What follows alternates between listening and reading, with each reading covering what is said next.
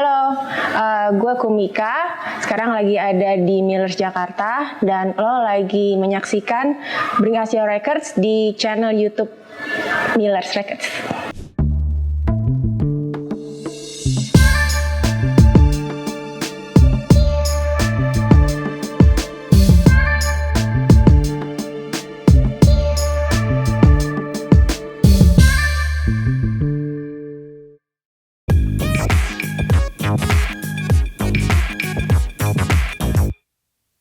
Oke, awalnya itu sekitar awal tahun 2000 sih, sekitar tahun 2001-2002. Itu dulu karena rumah gue tuh deket sama Jalan Surabaya, jadi walking distance, gue suka bolak-balik. Awalnya gue tuh dulu beli CD, tapi pada suatu hari gue melihat ada plat The Specials album pertama yang pressingan awal, terus gue beli iseng gitu, karena gue emang dengerin gitu kan. Pada abis itu gue bolak-balik Jalan Surabaya, gue belinya plat deh. Setelah itu gitu, jadi ganti dari CD, dari format CD gue ganti jadi koleksi plat. Awalnya tuh gue ngumpulin ini sih two-tone, Motown, terus standar jazz kayak Ella Fitzgerald, terus band-band reggae. Nah itu kan band-band lama semua tuh. Terus player yang pertama kali gue beli juga Philips yang portable. Nah dari perpindahan format CD ke format records itu gue berasa ada feel yang beda, kayak plat lama pakai player lama, jadi suaranya tuh cocok sih menurut gue. Kayak ada suara yang nggak clearnya, terus ada suara mononya gitu, itu kayak lebih hangat di gue gitu. Nah terus meskipun kesini kebutuhan untuk pressingan yang lebih bagus sama stereo player yang lebih bagus itu memang ternyata menjadi kebutuhan gitu kesini ya. Sama ini sih records itu menurut gue lebih collectible. Semua plat menurut gue sih itu ada value-nya. Kalau misalnya lo ini deh pressingan baru terus lo telat beli aja, kalau high demand pasti kayak minggu depannya udah ada di online dengan harganya udah double gitu. Jadi saran gue sih kalau ada pressingan baru dan emang lo ada budgetnya, udah beli aja deh gitu daripada ketinggalan.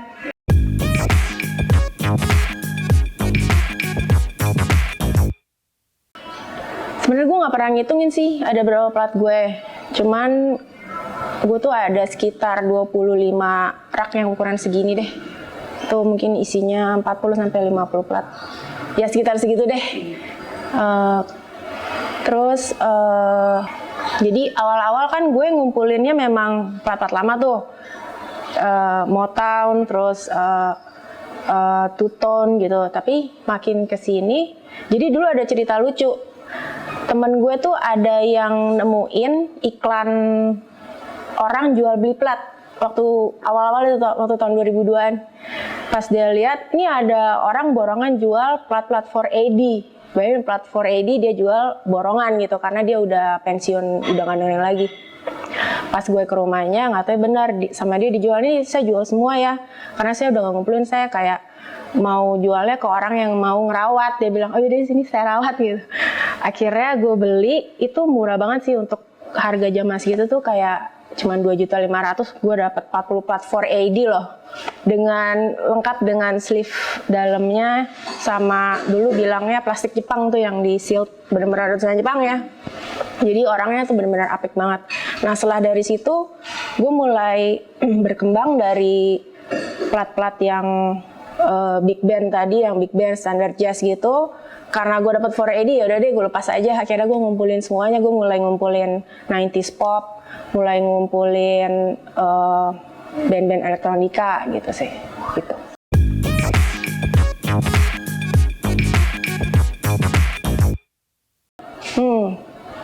Gue 50-50 sih, karena gue menjalankan dua-duanya gitu. Dari awal gue ngumpulin plat, itu gue digging dulu. Dulu soalnya jarang beli online gue. Jadi gue digging di Jalan Surabaya, digging di toko-toko yang waktu itu ada. Terus pas udah lumayan berapa tahun terakhir ya, mungkin sekitar 5 tahun terakhir kemarin deh gue udah mulai beli online sendiri gitu.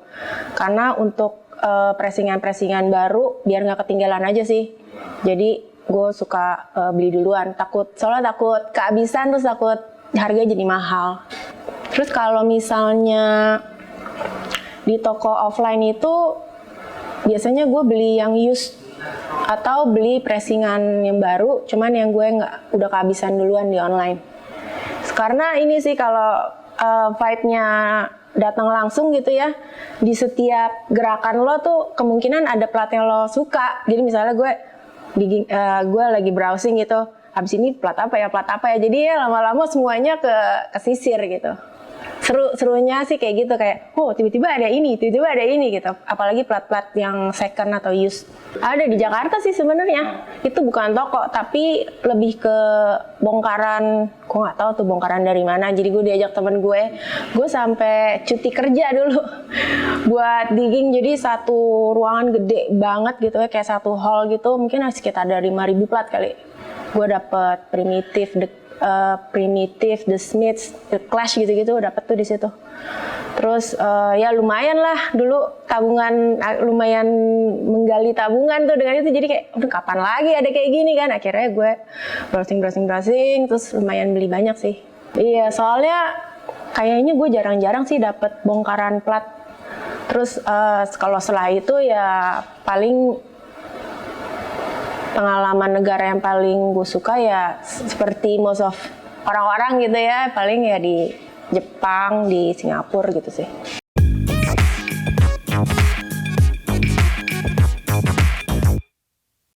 Seru karena menurut gue perputarannya jadi dinamis. Jadi ada demand, ada pasar. Ada yang udah bosan, ada yang baru dengerin misalnya atau nyari album itu. Jadi ada juga yang barter, bisa ketemu teman baru, bisa diskusi plat-plat gitu. Seru sih gitu, daripada misalnya dulu masih dikit yang koleksi. Gue ada plat gue yang bosan, gue mau jual juga nggak ada yang beli gitu, kecuali gue jual di Discogs gitu kan. Itu agak ribet. Tapi kalau sekarang lebih seru karena toko-toko juga mulai banyak kan yang jual online, offline. Jadi semakin banyak lubang aja sih yang untuk digali gitu. Ya memang sih mengikuti perkembangan tahun, memang harganya memang udah melonjak 2-3 kali lipat dari dulu ya. Tapi semata-mata bukan karena orang banyak ngumpulin juga sih, karena menurut gue karena memang shippingnya mahal, belum lagi tax sekarang makin mahal. Jadi bukan karena banyak demand terus jadi platnya jadi semua rata mahal sih, enggak. Ada juga kok plat yang harganya masih masuk akal gitu. Kadang-kadang gue bandingin sama online, bahkan yang di offline sini gitu ada yang lebih murah karena mungkin kan shippingnya barengan gitu.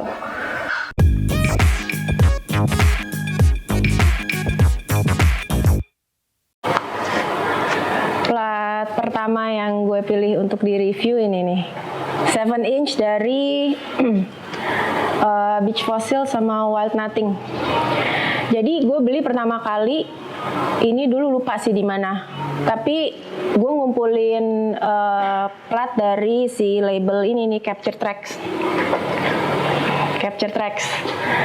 Awal-awal mereka berdiri itu kayak tahun 2008, ini 7 inch ini keluar tahun 2011. Kenapa gue suka banget?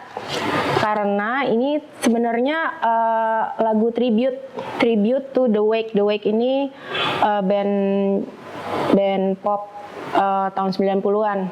Tapi dinyanyiin ulang sama Beach Fossil sama Wild Nothing. Ini band pop tahun 2000-an gitu. Jadi karena gue suka semua nih, Beach Fossil gue suka, Wild Nothing-nya gue suka, si The Wake-nya juga gue suka. Jadi ini termasuk salah satu 7 inch yang favorit gue. Nah mereka tuh datang, menurut gue nih seri sih, meskipun tahunnya beda rilisnya, yang satu tahun 2012, yang satu tahun 2011. Dan ini harganya untuk 7 inch udah lumayan sekarang, sekitar 30 pound lah gitu. Terus udah sih kalau yang untuk pertama yang 7 inch ini. Yang kedua ini dari produser El Michel's Affair. Lagi-lagi sebenarnya gue awalnya tuh ngumpulin 7 inch dari label ini, Big Round Records. Gue tuh emang hobi ngumpulin plat-plat berdasarkan labelnya. Yang tadi Capture Tracks, ini si Big Crown. Big Crown ini tuh kebanyakan mereka rilis album-album dari artis neo soul gitu, jadi soul baru tapi yang soundnya masih retro. Nah, salah satu produser yang gue suka dan paling sering ngeluarin karya ini si El Michel sini. Ini sebenarnya sebelum album ini keluar gue udah beli singlenya duluan, 7 inch yang Unati. Nah, terus keluarin versi albumnya, gue pikir kayaknya gue nggak mau beli album yang biasa aja deh, gue mau beli yang versi box setnya. Padahal gue secara pribadi gue nggak begitu suka ngumpulin box set, karena menurut gue box set tuh lebih serius. Jadi kalau gue punya box set malah jarang gue dengerin karena jadi lebih dipajang gitu. Tapi karena ini sleeve-nya sendiri, kadang-kadang gue keluarin aja, jadi si ininya aja yang gue pajang. Dan dia ini ngeluarin, kenapa gue beli box setnya, karena ada buku cerita anak Yeti Season. Ini dulu keluarinnya kalau nggak salah sekitar akhir tahun 2020 deh, waktu mau Christmas. 2021, sorry. Awal-awal 2021. Ya.